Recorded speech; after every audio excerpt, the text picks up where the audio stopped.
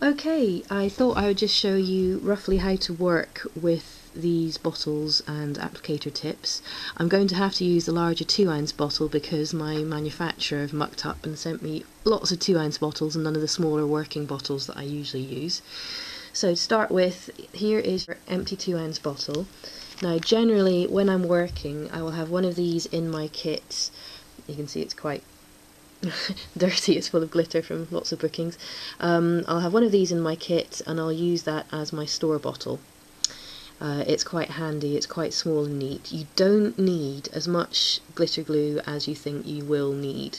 This one's probably been in my kit for several bookings now, and that's 2-3 hour belly paints in glitter and a couple of all evening freehand glitter tattoo bookings for adults. Christmas parties, I think it was, Christmas dinners. Right, so there we go. That is some glue into my bottle.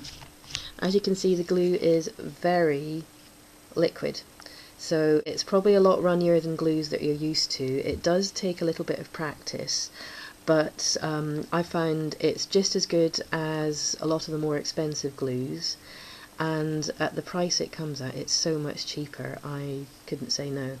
So here we go.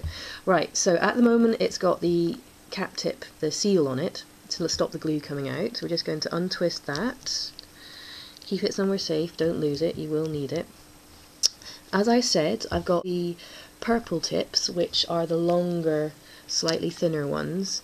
I'm probably not going to order any more of these because I don't prefer them myself really. Only a few people said they did, but I got some in to keep them happy. And this is the shorter and slightly wider. You can still see it's extremely fine. That's the 20 gauge pink tip, and that's much shorter, which I actually prefer.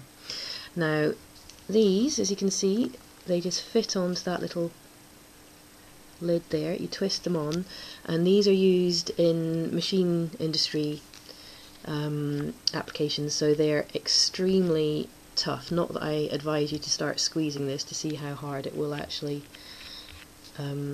stay on under pressure, but it's good enough. Excuse me, let me pull up a sleeve. Okay, so this glue, as I said, it's very runny, but the nice thing about these applicator tips is you can do beautifully fine dots. You see how tiny those are, and you can do nice little lines and swirls and twirls. Now it will probably take a little bit longer to dry than it would if you were doing brush application onto a glitter tattoo stencil, which I suspect is what a lot of you will have done. But you can get into practice, it won't take quite as long to dry. And the other thing that you can do is you can kind of smooth it out a bit and widen lines just by spreading it with the end of your tip. Okay, I'll let that dry for a second. I'll just show you the tip.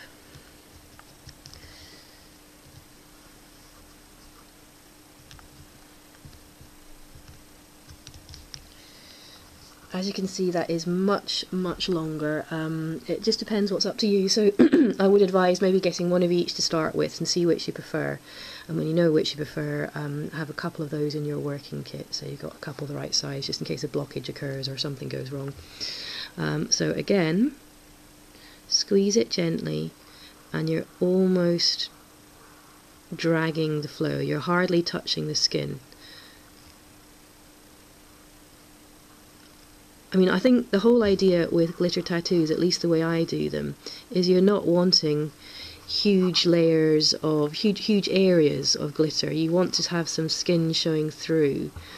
Makes it look beautiful and delicate, and it shows that it is actually a tattoo. The bare patches are just as important as the decorated patches to me. I like the empty spaces. Okay. Probably quite hard to see that. I just realised I'm using untinted glue. I will usually, for my own use, I will tint the glue with a few drops of liquid body paint or details or whatever I've got handy. Just a few drops, just enough to tint it so that I can see it. The manufacturer aren't selling the glue tinted at the moment, so I would rather not sell glue that I've tinted myself, just because for insurance reasons, but I mean, it's the way I use it myself, so do feel free to tint glue yourself.